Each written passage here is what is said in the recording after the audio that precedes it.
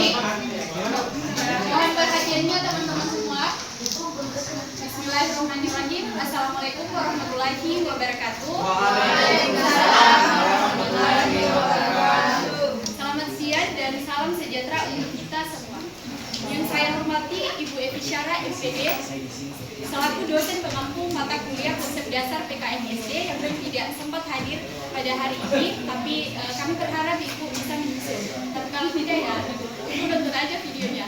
Dan saya banggakan kepada seluruh rekan-rekan seperjuangan kelas D. Yang pertama, marilah kita senantiasa memanjatkan puji dan syukur kepada Tuhan Yang Maha Esa yang senantiasa memberikan kita nikmatnya sehingga pada siang hari ini kita bisa bertemu kembali dalam keadaan sehat walafiat. Alhamdulillah. Dan tak lupa pula kita kirimkan salawat serta salam kepada junjungan Nabi besar Muhammad SAW yang membawa kita dari alam gelap gulita menuju kebenaran yang mulia.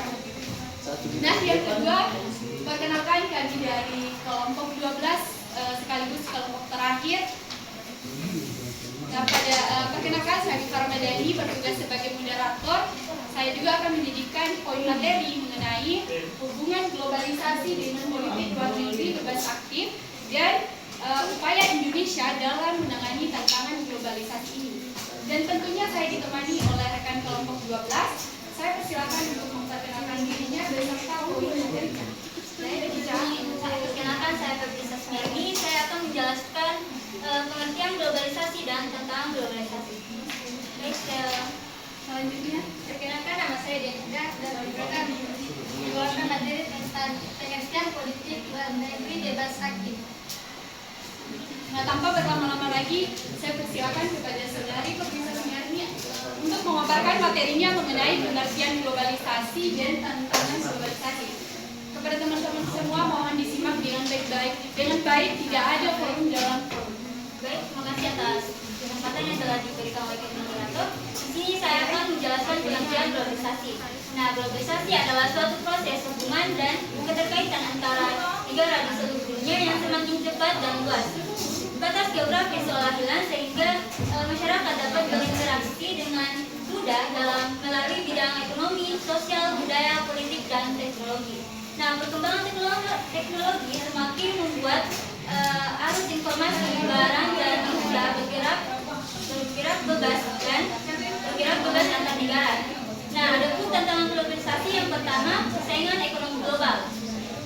Maksudnya, produk luar yang murah membuat industri lokal harus meningkatkan kualitas agar tetap bersaing. Kedua, maksudnya budaya asing.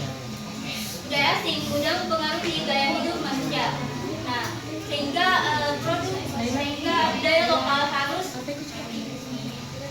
budaya lokal dapat tergerus jika tidak berjalan. Kedua,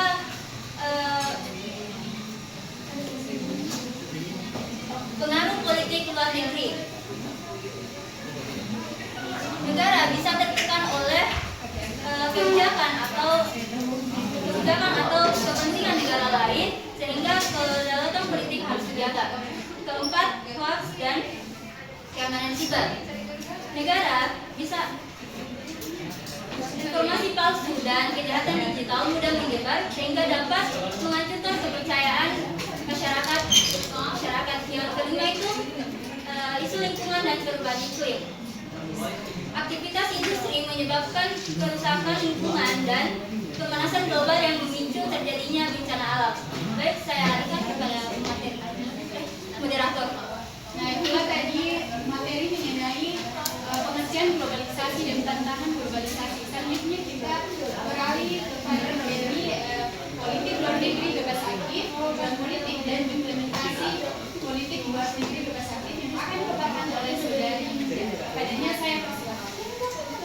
Baik, pengertian politik luar negeri bebas aktif adalah kebijakan Indonesia yang meningkatkan kebebasan dalam menentukan sikap sehingga Indonesia tidak terlibat dalam blok manapun. Bebas berarti Indonesia tidak ikut aliansi politik sehingga dapat mengambil keputusan secara nasional. Dan kalau begitu, Indonesia tidak ikut berperan dalam berbagai kegiatan internasional seperti konferensi PBB ASEAN, Asia Afrika dan menjaga perdamaian serta kerjasama global. Nah, selanjutnya itu tujuan. Tujuan pertama itu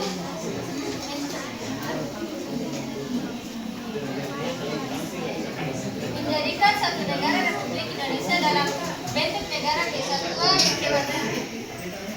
dan negara kebangsaan demokratis meliputi wilayah kekuasaan dan Sabang sampai Merauke. Yang kedua itu biar masyarakat makin sejahtera. Politik luar negeri dipakai buat kerjasama dengan negara lain biar ekonomi masuk, ekonomi naik, pendidikan maju, teknologi masuk dan budaya berkembang. Nah, yang ketiga itu membangun hubungan dengan negara lain, terutama negara berkembang. Indonesia membangun hubungan dengan negara lain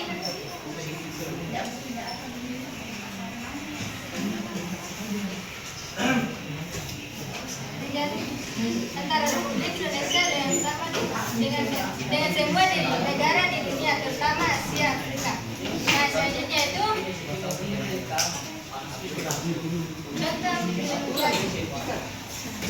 Konferensi Asia Afrika. Konferensi Asia Afrika diselenggarakan pada tanggal 18 sampai 24 April 1955 dan dihadiri 29 negara. Implementasinya itu tidak ikut blok manapun,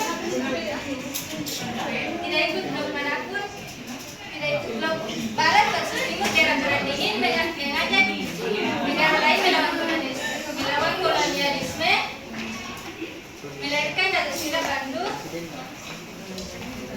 prinsip penting bagi pedoman negara berkembang. Nah, yang kedua itu misi Garuda. Misi Garuda pasukan perdamaian PBB. Indonesia kirim pasukan perdamaian sejak 1975.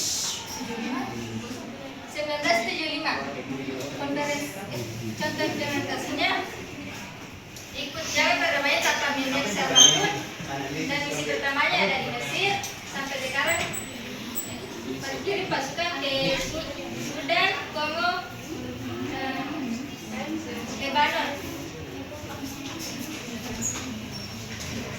Yang ketiga itu keanggotaan PBB. Keanggotaan Indonesia di PBB. Indonesia gabung di PBB sejak 28 September 1950 dan menjadi anggota ke-60. Implementasinya itu ikut berpartisipasi dalam menyelesaikan masalah isu global. Indonesia pernah kedua di PBB pada tahun 1965 karena menolak Malaysia di Dewan Keamanan. Setelah pergantian pemerintah Indonesia masih lagi di tahun 1966 dan aktif dalam isu HAM.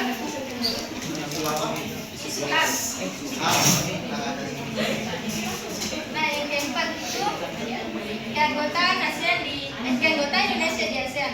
ASEAN diselenggarakan pada tanggal 8 Agustus 1967.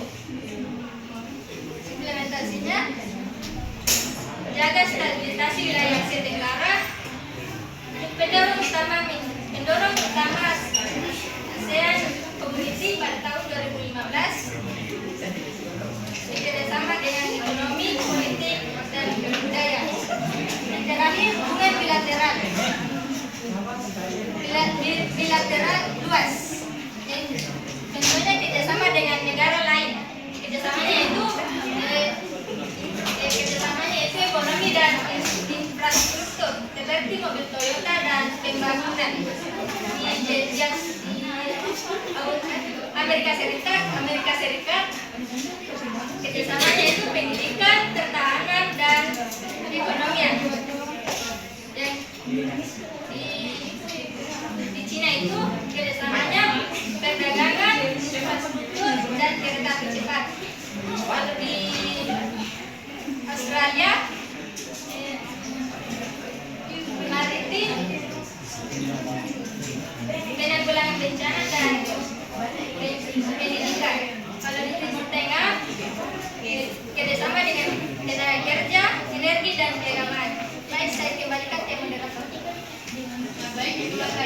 materi mengenai pengertian politik luar negeri bebas aktif, tujuan politik dan implementasi dari politik luar negeri bebas aktif. Nah, selanjutnya materi terakhir dari saya yaitu upaya dalam menangani tantangan globalisasi dan hubungan globalisasi dengan politik luar negeri. Dan yang pertama yang saya akan paparkan teman-teman simak yaitu hubungannya globalisasi dengan politik luar negeri bebas aktif. Globalisasi itu membuat negara saling terhubung dan saling bergantung satu sama lain. Jadi diharapkan setiap negara ini bisa saling bekerja sama di tingkat internasional tetapi tetap menjaga kedaulatan nasionalnya. Nah, politik luar negeri bebas aktif ini relevan karena politik di Indonesia dalam luar negeri menganut prinsip bebas dan aktif. Bebas artinya Indonesia tidak memihak salah satu kekuatan atau blok dari pihak negara lain, yaitu blok Barat dan blok Timur, Amerika dan Uni Soviet. Nah, aktif artinya Indonesia tetap aktif dalam berperan menangani atau memberikan solusi untuk permasalahan global yang terjadi. Nah, fungsinya supaya Indonesia bisa menentukan keputusan luar negerinya secara mandiri tanpa ada tekanan dari luar negeri atau negeri lain. Nah, Indonesia juga bisa menyuarakan kepentingan nasionalnya di forum global dan bisa bekerja sama di tingkat internasional yang lebih luas. Selanjutnya, upaya dalam menangani tantangan globalisasi ini. Baik, yang pertama itu penguatan karakter dan budaya nasional. Globalisasi membuat arus informasi dan budaya luar mudah masuk ke Indonesia. Kondisi ini bisa membuat masyarakat, terutama kita ini generasi muda, bisa kehilangan jati diri jika tidak dibentengi dengan karakter dan budaya nasional kita. Nah, upaya Indonesia dalam menangani hal tersebut yaitu dengan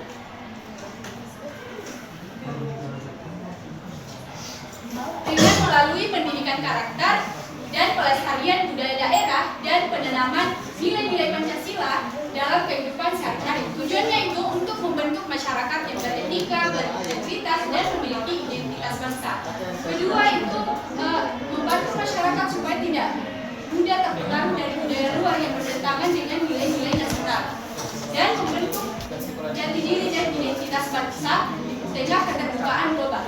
Kedua, literasi dan penguasaan bahasa asing. Di zaman sekarang yang serba digital, masyarakat itu ditekankan untuk mampu dan bisa memanfaatkan teknologi secara bijak. Karena mengapa literasi bisa penting? Karena membantu kita tidak mudah terjebak hoax dan kita bisa mampu menilai informasi mana yang benar, mana yang hoax dan mana yang berupa opini. Dan kita bisa memanfaatkan teknologi dengan secara bijak untuk keperluan seperti pendidikan, perekonomian, dan komunikasi global. Nah, selain itu, bahasa asing, terutama bahasa Inggris, menjadi kebutuhan utama kita karena bahasa Inggris membantu kita bisa mengakses pengetahuan yang lebih luas dan kita bisa berkompetisi di tingkat internasional. Kita bisa mengikuti perkembangan zaman yang semakin hari semakin terhubung antar negara. Nah, poin ketiga yaitu penguatan UMKM dan ekonomi kreatif. UMKM adalah tulang punggung perekonomian Indonesia. Nah, tetapi sekarang UMKM ini menghadapi tantangan globalisasi berupa persaingan produk luar negeri. Nah, upaya Indonesia untuk menghadapi tantangan tersebut dengan melakukan pelatihan dan pendampingan usaha, bantuan modal dan perbankan, dan digitalisasi melalui e-commerce ya. Digitalisasi melalui e-commerce ini yaitu memindahkan penjualan ke dalam bentuk digital atau platform seperti aplikasi Shopee, Lazada atau toko-toko lainnya. Nah, untuk tujuannya itu mengefisienkan dalam menjual. Seperti yang biasa kita lakukan teman-teman kita check out barang di Shopee. 200 ini. Nah, ekonomi kreatif seperti kuliner, fashion, film, kerajinan, serta konten digital lainnya bisa berpeluang besar bagi sektor Indonesia dengan dikelola dengan baik. Nggak bisa Karena dikirim bukan Bluetooth hanya nih. untuk memperkenalkan negara luar, tetapi juga bisa membantu meningkatkan kesejahteraan masyarakat. Nah, poin terakhir itu diplomasi dalam isu global. Indonesia itu tidak hanya fokus dalam urusan negerinya, tetapi juga aktif dalam memberikan solusi bagi masalah global yang terjadi seperti perubahan iklim, perdamaian dunia, perdagangan internasional, penanggulangan bencana, dan permasalahan-permasalahan lainnya. Nah, mungkin itu saja dari saya. Selanjutnya kita memasuki sesi tanya jawab.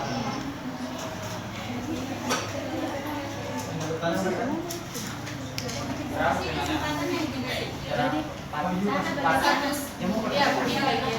Mereka kita sudah diberikan kesempatan kalau ada.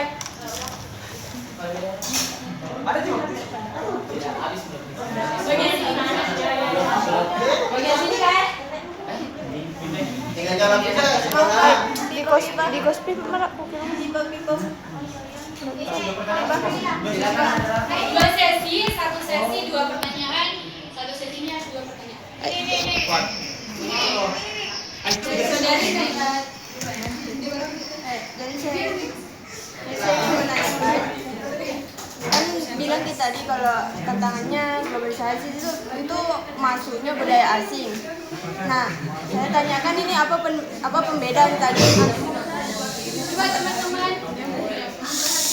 Apa pembedanya antara masuknya budaya asing sebagai tantangan dan dengan bekerja sama dengan negara lain memakai produk-produknya begitu?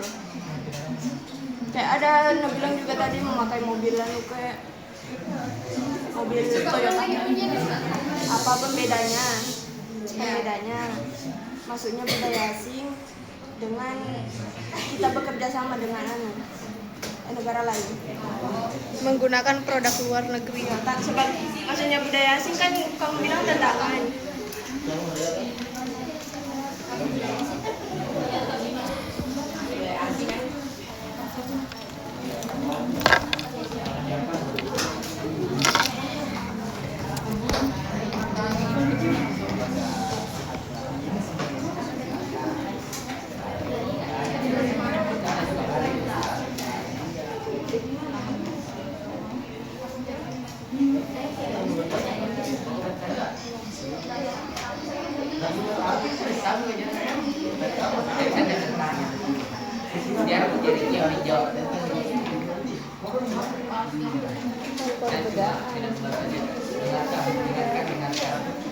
Baik, pertanyaan silakan.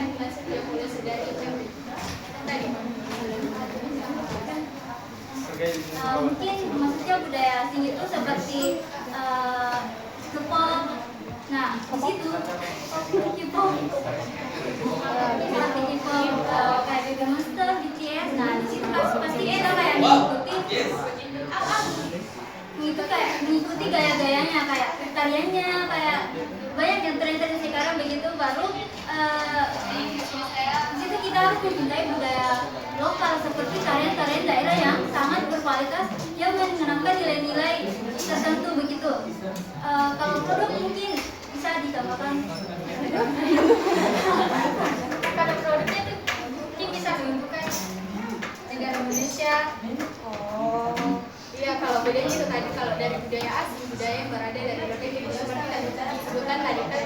Nah, kalau untuk Yanida yang apa bedanya dengan itu tadi Jepang, negara Jepang itu mereka saling menguntungkan. Itu termasuk hubungan organisasi, hubungan negara bilateral. Dua negara yang saling bekerja sama dan saling menguntungkan, yaitu investasi dari negara Jepang berupa mobil Toyota dan infrastruktur. Ya. Bagaimana? Terima kasih atas jawabannya dan update tadi. Terima kasih banyak.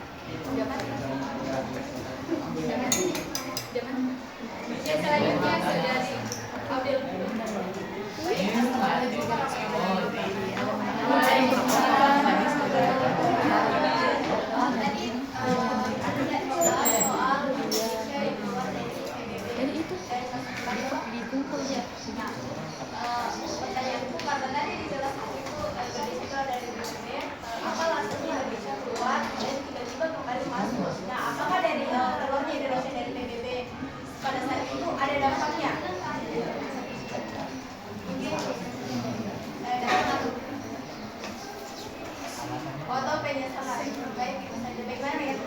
Nah,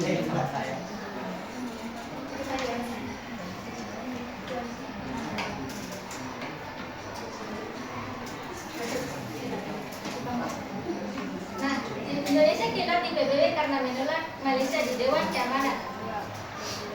Pada saat itu Indonesia dan Malaysia mengalami konflik, sehingga jadi Soekarno mengeluarkan Indonesia jadi Soekarno tidak keluar dari PBB, mengusulkan Indonesia untuk keluar dari PBB karena pada saat itu PBB kayak pro barat nih. Jadi Maksudnya pro barat di sini Indonesia memihak blok barat, ya itu Amerika. ya. Nah, makanya itu jadi alasan utamanya mengapa dikeluarkan. Keluar sendiri, keluar mengeluarkan diri. Oh, mengundurkan diri. Ya.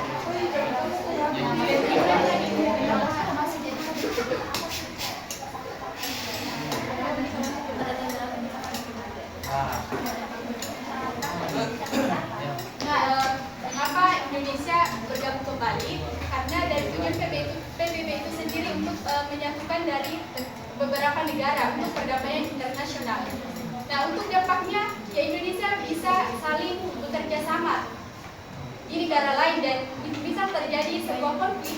Indonesia itu tidak memihak, tapi memberikan dukungan seperti Palestina. Indonesia itu tidak mendukung Amerika dan Israel, tetapi memberikan bantuan dan konsisten mendukung Palestina. Berarti Indonesia memihak. Bukan juga memihak, ini termasuk dalam nilai-nilai anti penjajahan. Oh, oke. Kan negara kita ini hasil dari apa ya? Jajahan dari kolonial. Nah, Indonesia itu sudah mengalami, jadi bagaimana rasanya? Jadi mereka memberikan dukungan, ya pembelahan. Dan itu juga termasuk nilai-nilai kemanusiaan. Tapi kan PBB menerima Malaysia toh, makanya keluar Indonesia karena terjadi konflik antara Indonesia dengan Malaysia. Dan alasannya tadi masuk yang balik mungkin karena itu tadi apa? Dan balik Ya disatukan. Berarti tidak terjadi konflik nih Malaysia dengan Indonesia pada saat itu. Karena kan alasannya Indonesia keluar dari PBB karena PBB menerima Malaysia. Dan pada saat itu Malaysia sudah terjadi konflik sama Indonesia.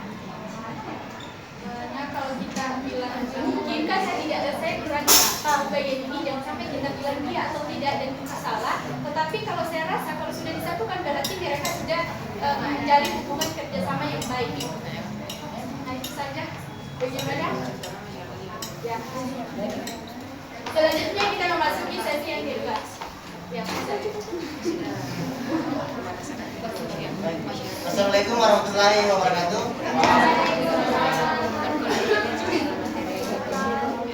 Pertanyaan saya lihat ada politik luar negeri di aktif. Bagaimana pandangan Anda jika ada seseorang yang dari negara Indonesia? Bagaimana pandangan Anda jika ada seseorang dari negara Indonesia? Oh, warga Indonesia. Ya, warga Indonesia. Warga Indonesia. Dia keluar negeri. Dia keluar. Untuk apa? Belum selesai. Sama. Dia keluar di luar negeri. Dan di luar negeri ini ada pemilihan presiden dan pemerintahan sistem pemerintahan. Dan secara tidak langsung warga Indonesia ini ikut berpartisipasi dalam pemilihan di luar negeri itu. Untuk berpartisipasi Ya. tapi berada di luar negeri. Ya, ikuti proses pemilihan presiden.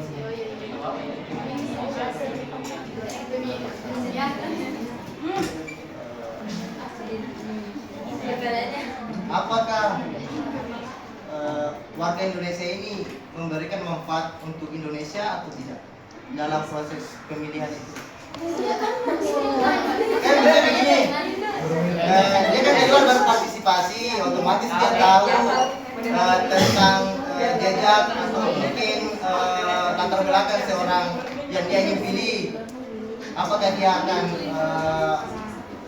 setelah dia melakukan partisipasinya, dia kembali ke Indonesia, apakah manfaat yang dapat diberikan untuk Indonesia? Semisal di luar pemilunya dia memilih seseorang yang jujur mungkin, tidak korupsi,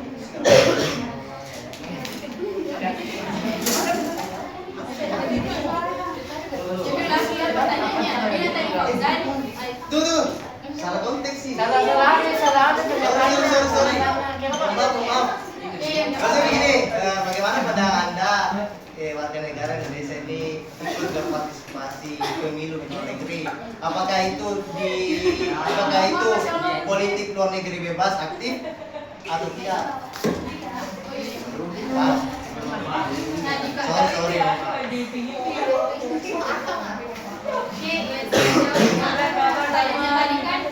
Ada warga negara Indonesia yang melakukan pemilihan umum berada di luar negeri, apakah itu termasuk politik luar negeri bebas aktif? Ya. Nah, kalau menurut saya politik luar negeri bebas aktif ini yang maksudnya yang membentuk ini adalah negara kita, di mana negara ini adalah negara yang luas. Nah, untuk yang contoh disebutkan tadi itu adalah individu. Ya. Nah, dari pengertiannya saja selalu disebutkan tadi bahwa bebas itu berarti tidak memihak salah satu blok besar dunia, berarti negara ini yang dikatakan. Kalau aktif, Indonesia memberikan solusi pada permasalahan global. Nah, untuk konteks itu tidak termasuk, tetapi untuk dalam ranah yang kosakata bebas itu berarti ia bebas untuk menggunakan hak pilihnya. Jadi politik luar negeri itu bebas atau apa? Bebas aktif. Maksudku ini bebas aktif ini kan untuk negara kita. Cara kerjasamanya mereka di luar negeri. Nah, untuk itu tadi konteksnya diberikan. Dia termasuk juga kekuasaan memberikan hak pilih. Tetapi kalau dalam bebas dan aktif ini tidak termasuk. Tetapi kalau hanya kata bebas, aktif juga, tetapi bukan dalam ranah politik, itu termasuk. Kita ranah politik kalau pemilih luar negeri. Kalau sepengetahuan saya tidak, karena tujuannya ini yaitu menjadikan satu negara yaitu Indonesia dalam bentuk negara kesatuan. Berarti fokusnya itu kerjasama antar negara, bukan memilih. Mungkin tidak teman-teman.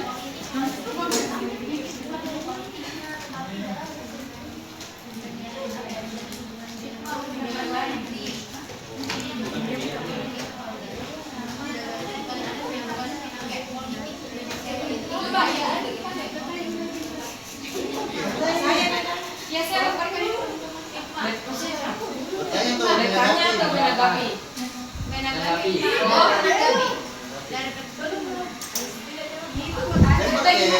Oh, saya letakkan ke teman-teman, siapa tahu saya bisa membantu saya menyampaikan maksud saya ini tadi mungkin kurang dimengerti atau menambahkan.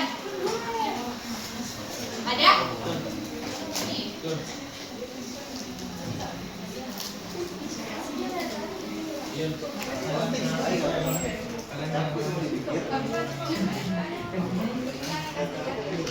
Maksudnya itu tadi Fauzan, misalnya di warga negara yang berada di luar negeri tetapi melakukan pemilihan umum, dampaknya itu di Indonesia. Untuk itu maksudnya yang dipilih itu pemerintah untuk Indonesia.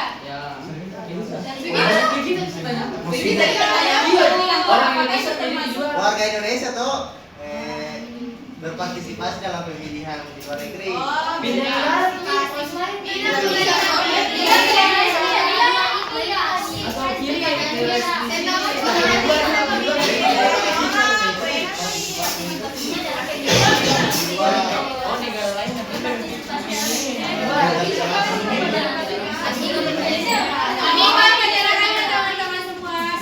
Kenapa Kenapa jadi berana pertanyaannya? Maksudnya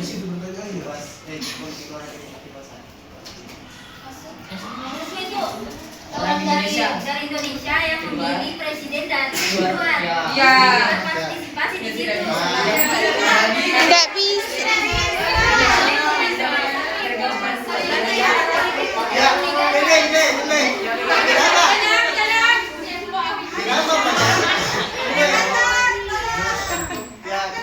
Kan dibilang kerja cukup sederhana. Kenapa kau ini lagi? Kita masalahnya pertanyaan itu ambigu.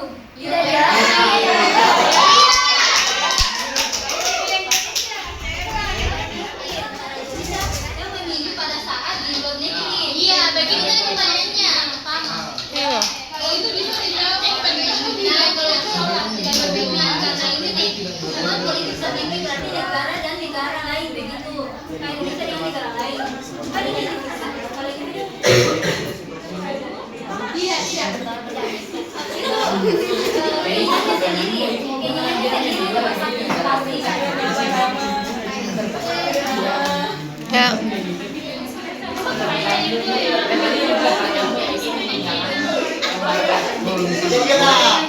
Makasih atas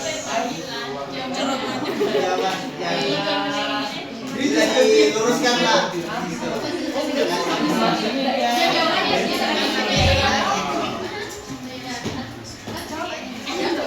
Nah, sisa satu pertanyaan lagi dari teman-teman siapa?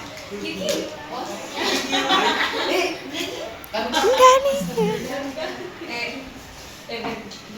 Baik, assalamualaikum warahmatullahi wabarakatuh.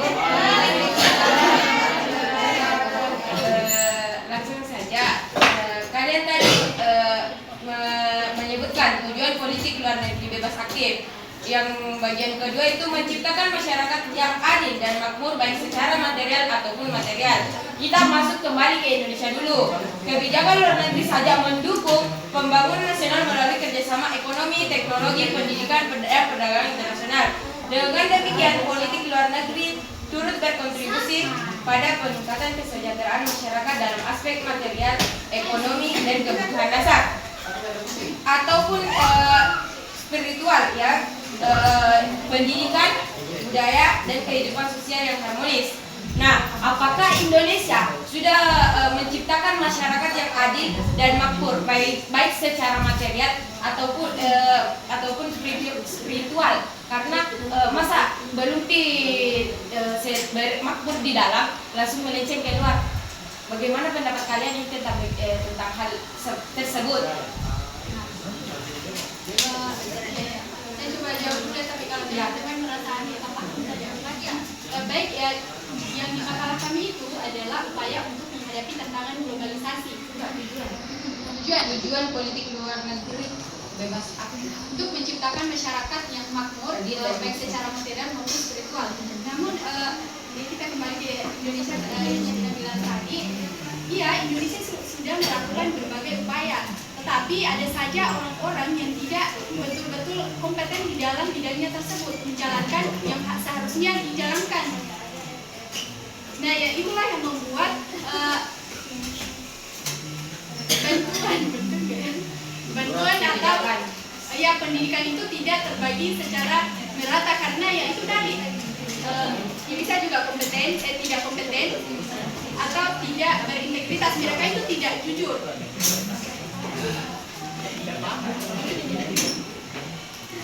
Ya, panjang kali. Kalau dari saya, intinya memang Indonesia sudah melakukan berbagai upaya, tetapi ketika sudah dibagi-bagi tugas, tetapi ada saja orang yang tidak menjalankannya dengan baik. Nah, itu tergantung dari kembali lagi ke pribadinya. Jadi ini kalau masalah ini apakah sudah bisa disebut dengan politik luar negeri? Maksudnya itu bisa Mika keluar dengan keadaan seperti ini. Kan itu termasuk tujuannya. Berarti ada berbagai misi yang dilakukan untuk mencapai dari tujuan tersebut. Mungkin ada sebagian yang sudah bisa dicapai, terus sudah tercapai goalsnya, tapi tidak sepenuhnya karena kan negara ini selalu